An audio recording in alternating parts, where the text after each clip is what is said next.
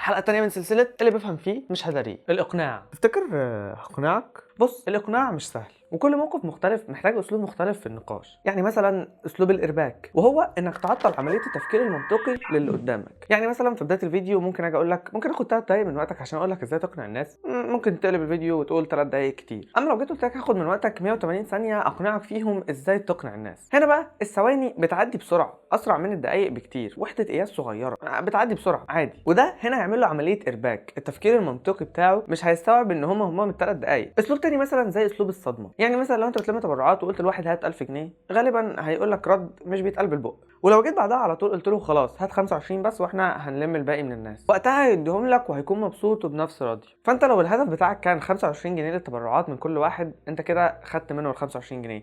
اما لو كنت دخلت من اول مره قلت له هات 25 جنيه للتبرعات، في الغالب هيطلع لك من جيبه 2 جنيه وهيسيبك ويجري. منطقي صح؟ برضه ممكن تستخدم